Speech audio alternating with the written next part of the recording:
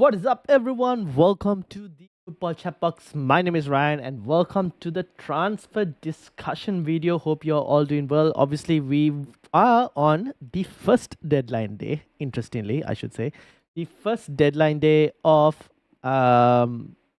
what is this pre-club World Cup transfers.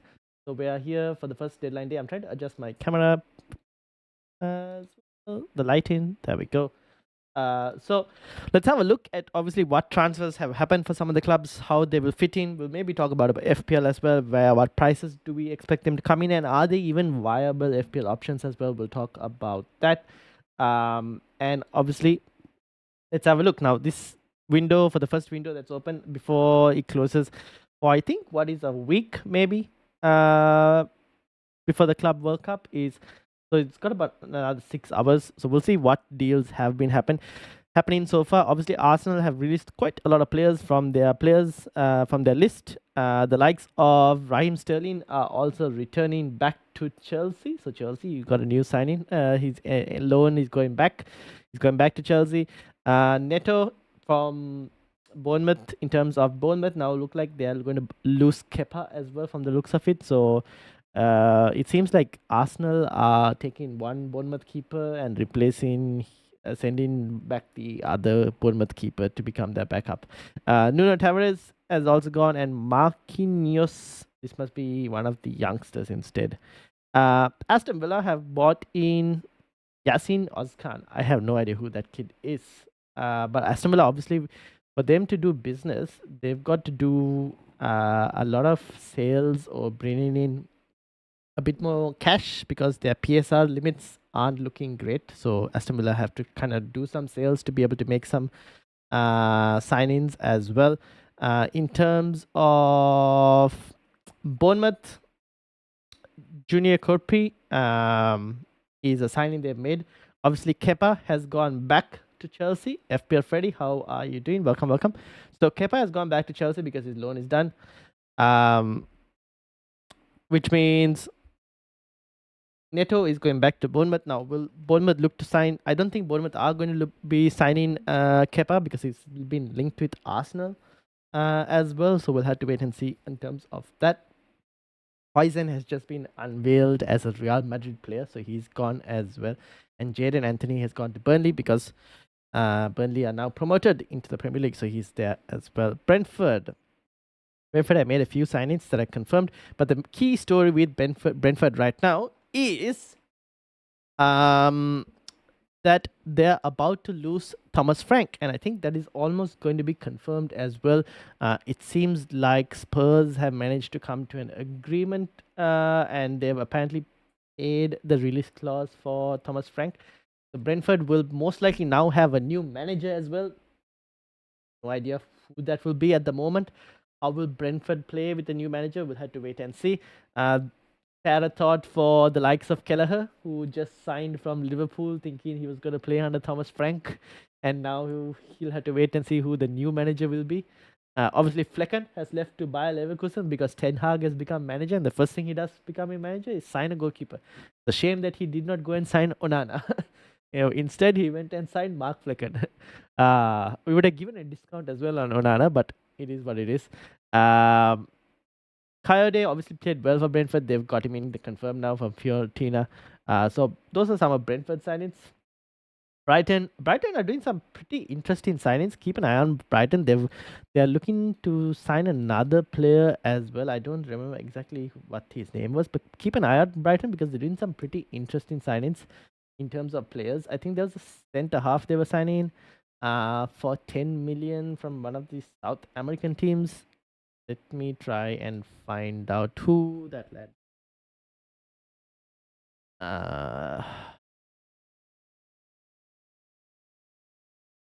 Can't really find it. There are few. Here we go.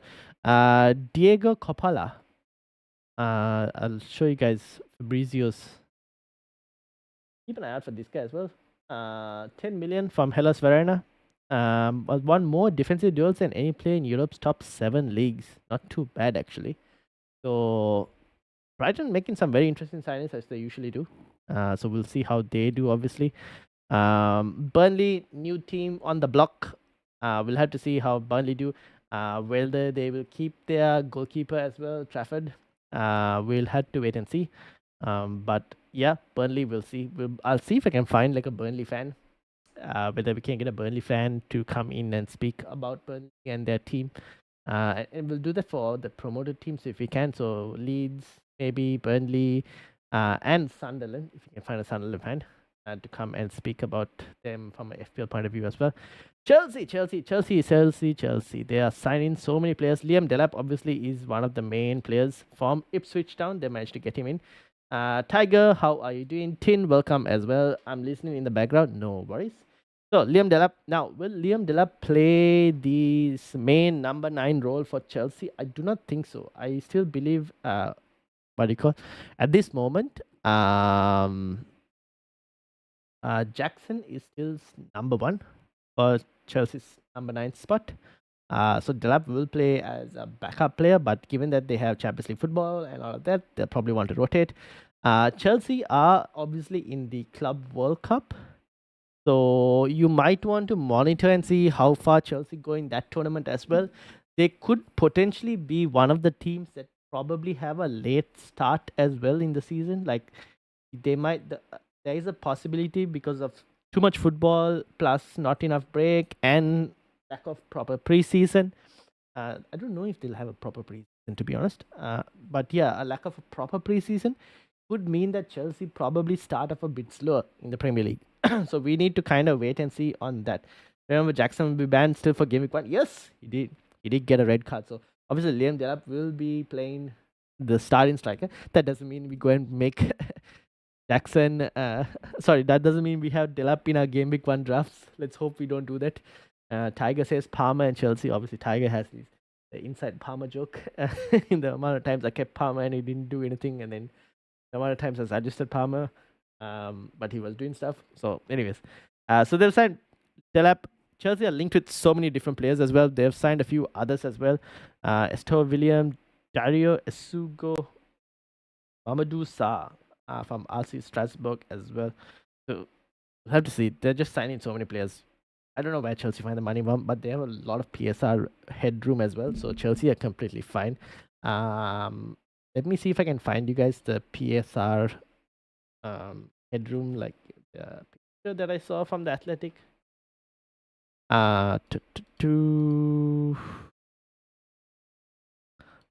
This is the one that I wanted to show you guys. So, like, in terms of clubs being able to spend, Chelsea, Brighton, City, Spurs, United, Arsenal, West Ham, Palace, Forest, all capable of spending. Newcastle seem to be at risk. So are Leeds and Everton, as well as Aston Villa, because of the amount. Aston Villa's main problem is their wages are a significant portion of their funds as well that they have, their revenue. So that's a bit of a problem for Aston Villa. So they need to kind of sell to buy effectively. I don't know why Burnley's on this side of the. Is that a good thing? Is that a bad thing? I don't know. I think it's probably that in debt of 20 million potentially. I think Burnley might have to also sell potentially. Yeah. Crystal Palace. Obviously no signings yet. Crystal Palace are also in a situation where their confirmation in the Europa League is yet to be confirmed. Forest have written to UEFA as well. Now I think Forest writing to UEFA is more about Forest trying to potentially understand what's the situation as well. I think it's because Forest are in a very similar situation when it comes to multi-club ownership, potentially. So I think that's probably why they're asking about Crystal Palace, and not because they want Crystal Palace knocked out of the Europa League. But I don't think even if Crystal Palace be knocked out, boost Forest to the Europa League spot? I don't think. Probably not. I'm not really sure. Would it? The winner. I don't know. Oh, it might actually. It might go to the next team potentially.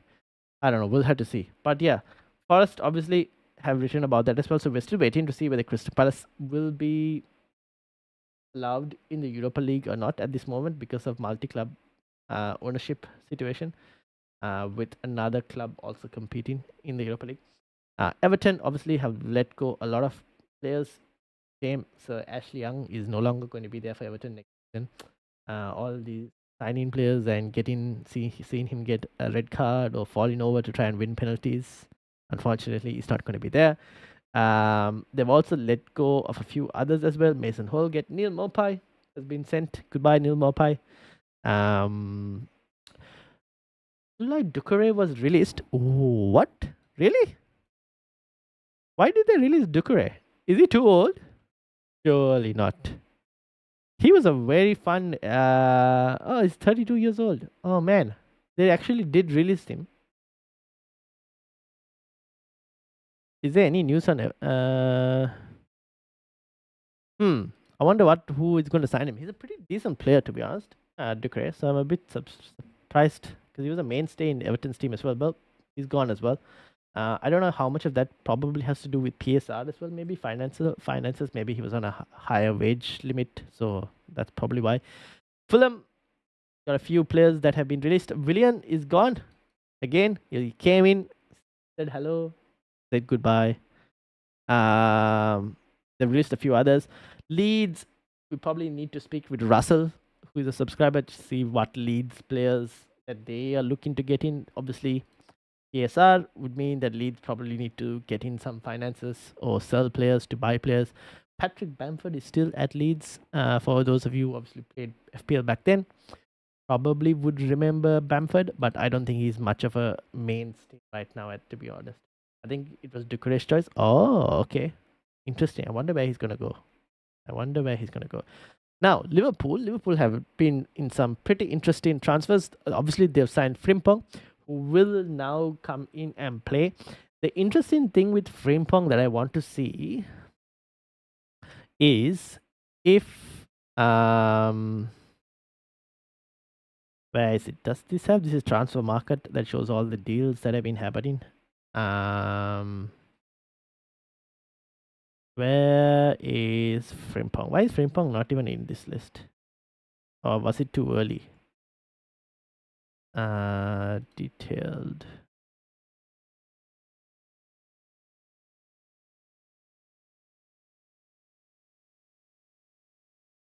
Have I lost Frimpong? Frimpong.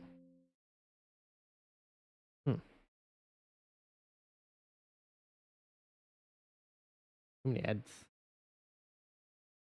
Message spent.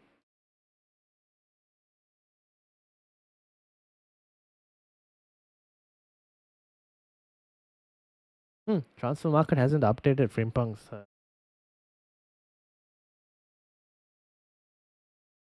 transfer for some reason. Okay. Oh, he's still linked as a Bayer Leverkusen player. Interesting. They haven't updated it. So, Frimpong, I want to see now. Obviously, he mainly played when he was playing for Bayer Leverkusen, right back as well, but he was also playing a very winger position. So it'll be interesting to see how he fits into that Liverpool right back spot.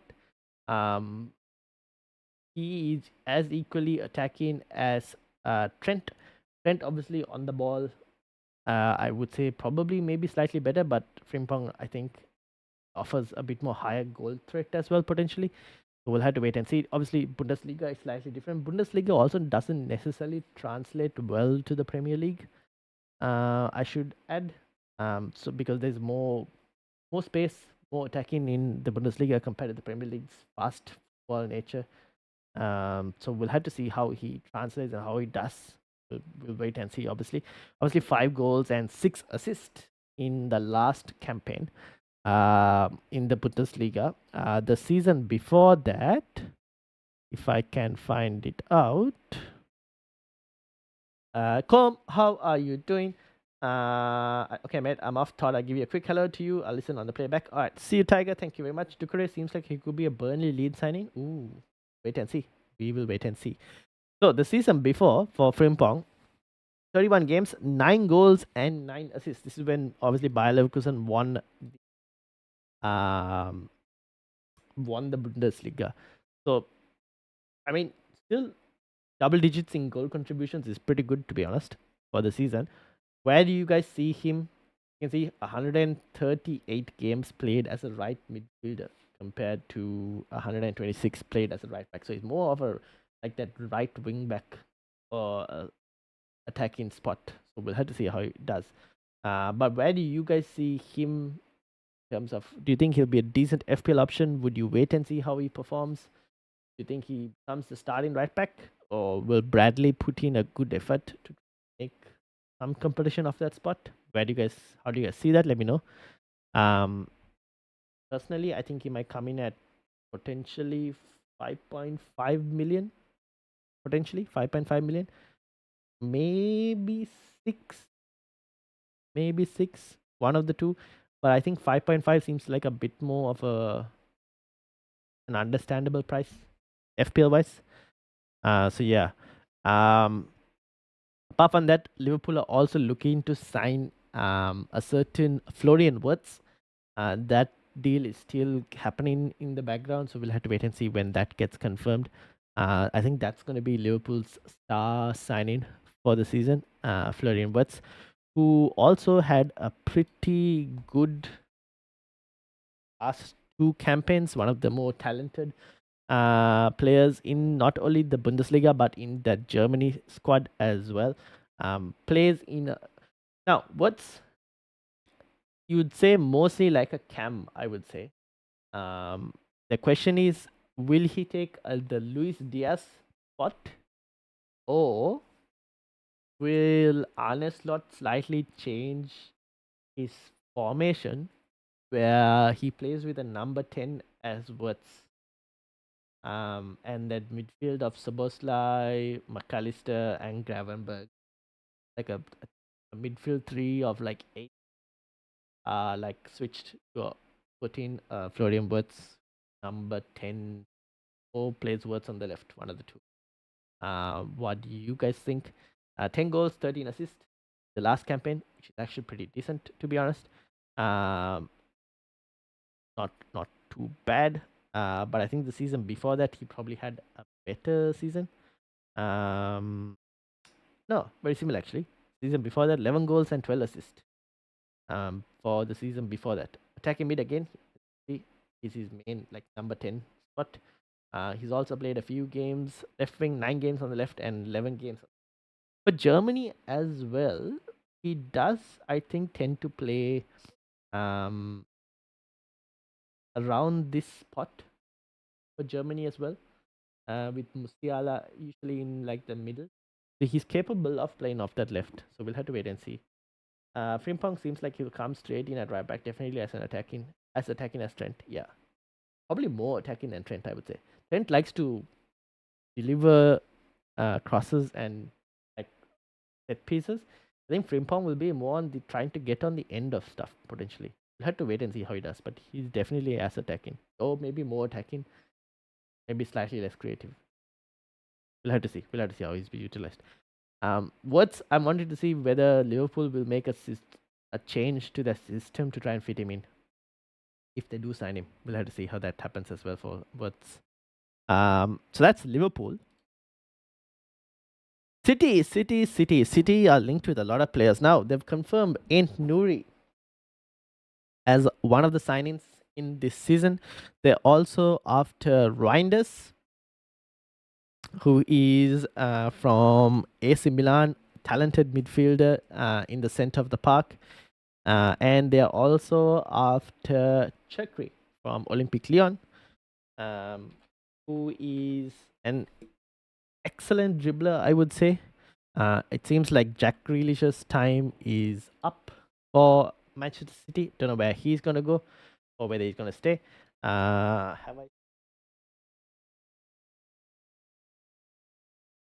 do I spell? Have I spelled Chakri wrong? Chakri.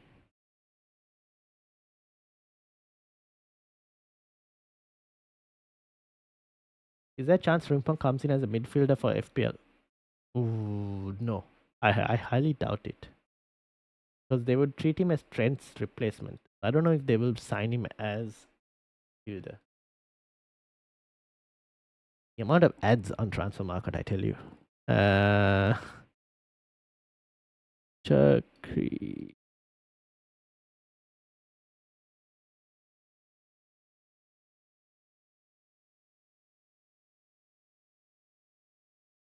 Have I spelled his name wrong? I don't know. Let's Google search this. Oh, Chucky. Okay. Okay, I did spell the name wrong. Here we go. So he's also looking. I think he's going to be doing a medical this week with Manchester City. Um, Capable of playing both the left and the right. Um, Now, if he plays on the right, obviously Savinho, his spot definitely on the threat. If he plays on the left, then it's Grealish. Grealish looks like he's going as well. So we'll have to wait and see how this happens. 8 goals and 11 assists in Liga, and 4 goals and 8 assists in the Europa League last season. For Olympique Lyon, good dribbler, kind of fits City's existing dribblers as well. Um, I will have to see whether thing with Pep is when he gets like these creative players, sometimes the creativity is taken out of them to fit into the system. So I will wait and see how he does before even thinking of getting him in at all. At this moment, for me, city-wise attacking players would potentially only be Marmoush and Haaland that I would look at attacking-wise. Apart from that, player who got confirmed, ait-Nouri. Now, Gomez asked a very good question. ait-Nouri versus Guardiola. Or will Guardiola move to centre back? This is the $1,000,000 question. I think if we were to pick a team for game week 1, I think Guardiola, we might be able to say is probably a mainstay in that City starting 11. So that would mean the question is, does ait-Nouri play left wing back? Obviously, Nico Riley as well played pretty well for City there. Don't know if he'll continue to play starting left wing back for or left back for City, especially after they've just signed ait-Nouri as well.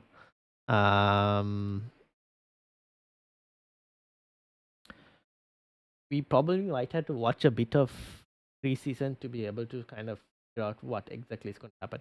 But the other thing is, City, just like Chelsea, are a team in the Club World Cup. So we might not even get to know enough information. Maybe we see in the Club World Cup and see how City deploy the likes of ait-Nouri, whether he will start immediately. One thing we have to keep in mind as well is with Pep as well, some players he gives them, especially new signings he like tends to give them at least a season kind of bed in to the City team. So you might not even see, I don't know, we might not even see the same ait-Nouri from Wolves directly in the first season, at least in City. Like the same impact that he's done in Wolves, where he's a really good FPL option. Will he become a really good FPL option in City? Hard to say at the moment. Maybe Pep Guardiola doesn't even give him that 1 season bedding in period. Maybe because he's played in the Premier League for so long, he's able to like straight away go into the team without having to need that bedding in period. Fixtures out next Wednesday. Yes, so we'll do a stream to have a look at the fixtures as well. Definitely. I don't know what time the fixtures will be out though. I need to have a look into that. But we'll probably do a stream either next Wednesday or Thursday, depending on what time the fixtures out. To kind of react to that as well. But yeah, ait-Nouri is a very interesting one. Now the thing is, obviously with Guardiola, the effect of this is if Guardiola goes to centre half, Guardiola becomes better for bonus points, but poor for attacking threat. We saw that in the latter stages of the season that just finished. We saw when Guardiola's as centre half, more bonus points as attacking threat. When he the left back, slightly more attacking threat, less bonus points. So I mean, I don't mind a Guardiola who's going to be getting me like, if he keeps a clean sheet, 8 to 9 points. I don't mind that. The only problem is with City, again, this happens for City quite a lot. They take some time to start as well. Like they start off very slowly. Especially defensively, they start off slowly. So we'll see what the opening fixtures are for City next week. But there is a chance that maybe we don't go with Guardiola just yet. We wait and see how this City lineup goes into the first couple of games, and then maybe try and get in whether it's a ait-nouri or a Guardiola, one of the two. We'll see. Unless the fixtures are just too hard to ignore, and then you probably want a City attacker, but I mean a City defender. What we'll see. Liverpool's first game will be against one of the promoted teams. That is most definitely guaranteed. It always is. So it'll probably be like a Sunderland or a Leeds, Burnley, definitely, and it'll probably be at home maybe as well. So don't worry, we'll be all having Salah game week 1 captain. It's already written. Salah game week 1 captain. It's already written. So yeah, that's definitely on the cards. If it doesn't happen, I'll be shocked. I'll be shocked if it doesn't happen. United have let go of Ericsson, Evans, and Victor Lindelof. That wasn't too surprising, to be honest. All three of them, the game time did significantly reduce. I think Evans has just retired as well. Matheus Cunha is in, and I expect Matheus Cunha to play as one of the. I expect him to basically play the left number 10, where Garnacho was playing. So Garnacho will be sold. So Matheus Cunha will be in that spot. United are also linked with Brian Mbeumo. That deal is currently back and forth between Brentford and United, trying to figure out a fee at the moment. There have been discussions on whether Thomas Frank going to Spurs could cause a problem in maybe Spurs being able to hijack that Brian Mbeumo deal. Don't think that will be too much of an issue at the moment. But I think United will want to try and wrap up that deal as fast as they can. So if Mbeumo does sign, I expect Mbeumo to be the right-sided number 10, which means Amad Diallo will either play right wing back, or if Mbeumo needs to be given a rest at times, can play that right-sided number 10. But United definitely need to sign a striker, and I think they are linked with a striker. If they don't sign a striker, big problems. Then would Mbeumo play that striker spot? I don't know if Mbeumo will be that striker. Like whether he will hold that false 9 spot, I'm not really sure. I think they're linked with strikers that they will probably go and sign a striker. So we'll have to wait and see. But yeah, those are the two signings that have been linked.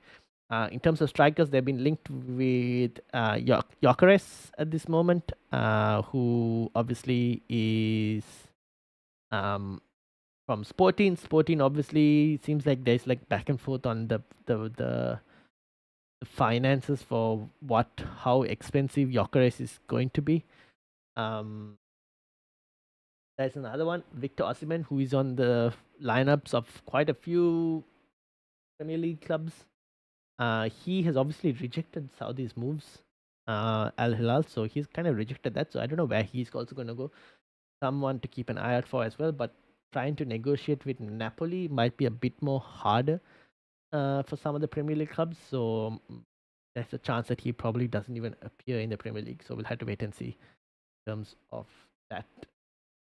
Do you think Cunha will be good for United? I'm not sure temperament-wise. I think he should be fine, to be honest. I understand the whole he can he can lose his temper and all of that sometimes. But I think the current United team lacks characters who can back themselves as well with quality. I think it has a lot of divas, I would say. It has a lot of divas and players who think they're good but not actually good enough. And I think Cunha has the ability to back his for his attitude. He can also back himself, his ability as well. So I don't mind it too much. I think he'll be fine. I think he will actually be a pretty good enough catalyst. Now, obviously, with Cunha and Mbeumo, if they do sign, Bruno Fernandes will then move and play in the pivot, which he used to play quite a bit last season. Which means if he moves to the pivot alongside another holding midfielder, Bruno Fernandes as an FPL option, it might see potentially decrease as an FPL option, just because he'll be further away from where all the creativity is going to happen. But his bonus points might still be pretty high because he'll be so involved in the game that his bonus points, his baseline bonus points at least, will be pretty high. So we'll have to wait and see, obviously, during preseason after some of the signings, how Ruben Amorim actually deploys his team. But that's how we're kind of expecting the team to be played. Newcastle. Newcastle, obviously, PSR problems. They're also trying to attract a few players. They haven't been able to attract some of the players they wanted, so we'll have to wait and see how Newcastle go in terms of signings at this moment. They have been linked with a few players at this moment, I think, but nothing really has been solid from Newcastle's perspective. So we're gonna have to wait and see. Obviously, transfer window closes, opens in a week. Then after that, we got a couple months of transfers. So we'll see how Newcastle go. Nothing at this moment. Forest, Nottingham Forest, nothing as well at this moment. I think Forest are more likely trying to find out what exactly they playing in Europa League or Conference League, probably. But Forest, I don't think they need to make too many signings. The squad was big enough as it was already. They can keep hold of their players like Morgan Gibbs-White. I don't see Morgan Gibbs-White leaving now, given that City are signing Cherky and all, so I don't see him leaving. But we'll see with Forest. Sunderland, I have enough able to talk about Sunderland. Anyone who has more information, please do let me know. Although I do expect them to be one of the whipping boys that we're going to target. Spurs have now obviously sacked Ange Postecoglou. Personally, I think it was going to happen. For me personally, I thought if they didn't sack him now, by at least a second international break, if he didn't have a good start, he would have been sacked. Is what I was thinking. So he's gone, which means we have to now see Spurs as a different team under what is probably going to be Thomas Frank. They're probably not going to be as attacking compared to Ange. Like Ange was just extremely attacking when he was playing his system. So Spurs are probably not going to be as attacking, but they'll also be a bit more pragmatic potentially, which maybe could. I don't know. Will they be better defensively? We'll have to see. Thomas Frank's Brentford wasn't necessarily keeping clean sheets as well per se. So we'll see how he can do in this Spurs team. Spurs do need to improve in terms of midfield and all. I don't know. We'll have to see. With Ange leaving as well, would a few other players leave? The likes of Romero and all. There were rumors that he might leave if Ange left. So we'll wait and see in terms of that. West Ham, nothing to add at the moment. They've released a lot of players. Todibo is obviously now in from Nice as well. So they've actually got rid of a lot. Wolves have also got rid of a lot. Nothing new. Wolves, do you guys think Wolves are now going to be a bit more weaker? Because they've lost Cunha, they lost ait-Nouri, two of the big players from the team last season. Sarabia has also been released. He was also a pretty decent player.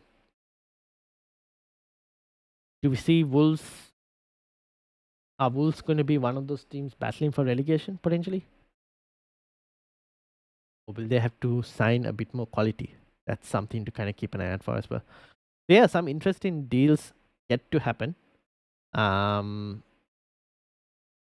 We will wait and monitor things as soon as they go. Club World Cup, I'm not creating any Club World Cup fantasy, but I don't mind doing a few watch alongs for the Club World Cup, depending on what time it's actually been played. I know the time is not too bad. Actually, a bit more Aussie friendly time zone for some of these games. PSG 5 o'clock in the morning. No, thank you. Any good games that I don't mind waking up for?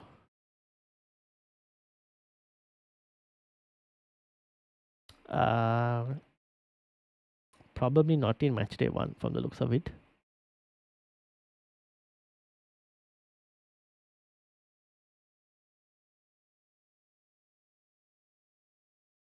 Huh. These might just be preseason games for some of these teams, potentially. We'll have to wait and see. Oh, Juventus versus Manchester City. This should be a pretty decent team. Pretty decent game as well. But yeah, Club World Cup. Not covering any fantasy stuff, but don't mind doing a few watch-alongs potentially for some of the games, just to see how some of the teams perform. Also, Chelsea were linked with the goalkeeper, Mike Maignan. Looks like they're not going to sign him at this moment. They couldn't agree a fee with AC Milan. So that deal has kind of collapsed for the moment. So he doesn't become the fifth goalkeeper for Chelsea. So we'll have to see exactly what happens. Whether that deal they might go back again to it after the Club World Cup to see whether they what do you call ignite that interest in terms of signing as for the Premier League as well. But we'll wait and see. Also, some breaking news that I've just seen. Leeds United have made an inquiry to Aston Villa for defender Alex Moreno. So Alex Moreno from Aston Villa could potentially be going to either Leeds or even Burnley potentially. So we might see a few more of those moves as well, and we'll see whether some players who go to these promoted teams, whether they could become like FPL options. FIFA said they will find teams if they don't play their best teams during the tournament.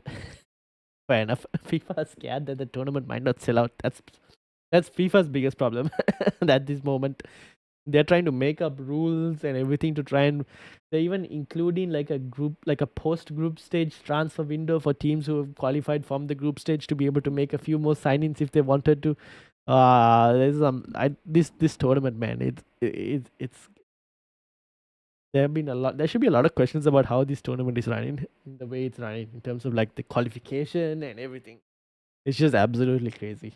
But anyways, so yeah, that's basically all I kind of had to say. Just looking at transfers, I've been thinking of like a few ideas to do during the break.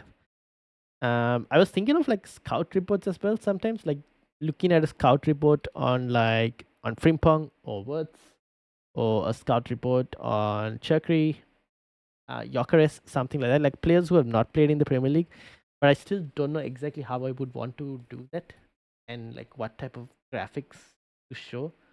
So I'm wondering how to do that at this moment. I haven't been able to think about it. I've also been working on a few thumbnails. If you guys have any feedback for thumbnails, let me know. I'll show you guys one thumbnail. This one that I've been slightly working on at the moment for next seasons. Why does it not? One that I've been working on. What do you guys think? Let me know. I've slightly stolen this from the Premier League's one to watch design, but I think it's not too bad. Created it from kind of scratch again. I don't know if I want to show the FPL 25-26. I did exactly what to do. Background as well, kinda still up for play. I think it's this that I wanted to use for the background for this thumbnail. So let me know what you guys think in terms of like existing thumbnails. Do you want me to change the thumbnails? Or even like slightly adjust the text how they're displayed? Be open to back on that as well at once. So yeah, let me know what you guys think about that. Teams will play best players, winners getting. Yeah, that's insane. The amount of money that teams get from this Club World Cup, kind of insane to be honest. We'll have to wait and see how they actually some of the teams. But yeah, that is a huge injection into like their transfer business.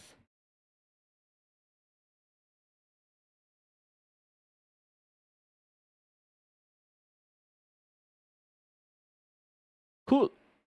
That's kind of where I was at. Let me know if anyone who else you have any comments, feedback, content ideas ahead of the new season. We'll definitely do a fixture reaction.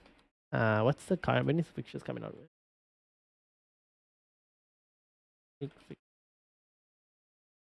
wonder what time exactly.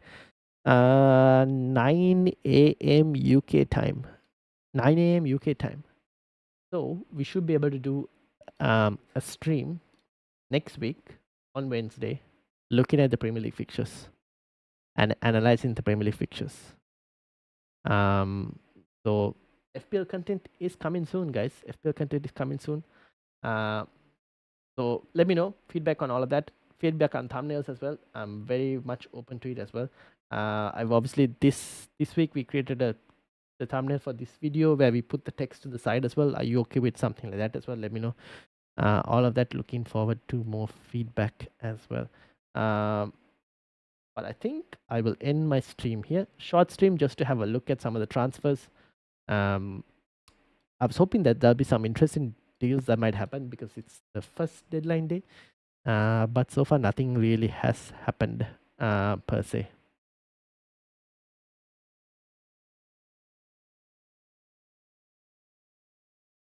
Yep. No, I was looking online just to see if I can find anything. Nothing really has happened.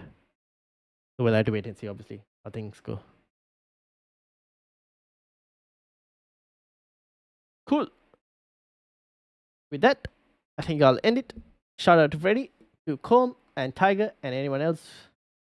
Maybe video on the best assets to maybe get from the 3 promoted sides and lesser teams in the league. Yes, we could have a look into that actually. Alright, I will go and then do my research between this week and look at maybe uploading a video.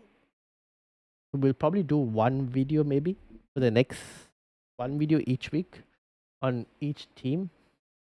We'll try and analyze the promoted teams' best players right now.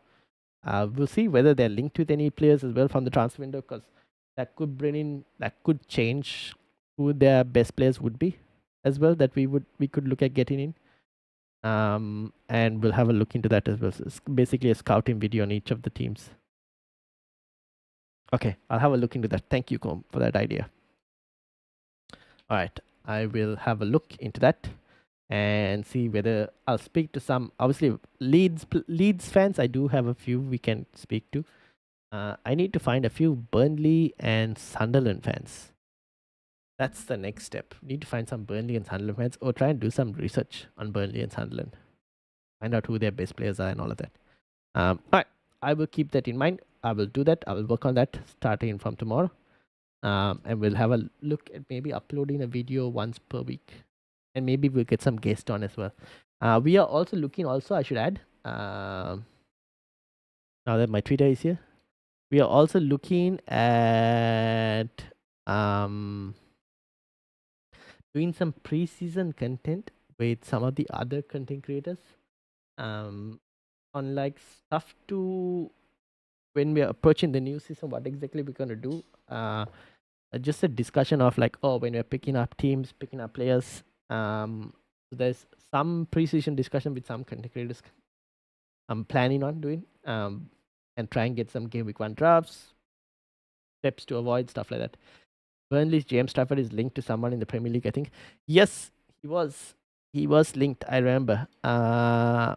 Which is why I wasn't sure whether Burnley would be able to keep James Trafford. Who was it who wanted a goalkeeper? Newcastle. There we go. Newcastle are in talks to sign Burnley's James Trafford at this moment. They are one of the key links. Apparently, he's been valued at about 30 million.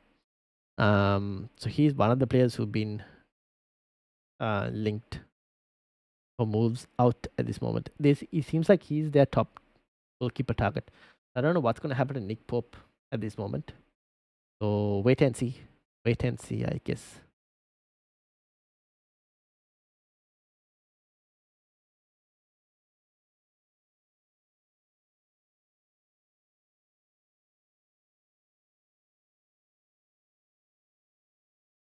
All right, I think we'll end it there. Thank you all for watching. Make sure you hit the like, hit the subscribe, and obviously I will see you all next week as we look forward to the Premier League fixture calendar being released next week, Wednesday. So Wednesday is going to be the next live stream.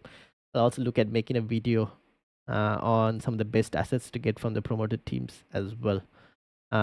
We will probably take into consideration transfer rumors as well when making that video. As an example, James Trafford as well. So yeah. All right. Thank you all for watching. Shout out to Com, shout out to Freddy, and Tiger as well. And anyone who's been watching in the background, you absolute legends. Thank you very much. Hit like, hit the subscribe, and I'll see you all on Wednesday for the Premier League fixtures. Peace out, everyone.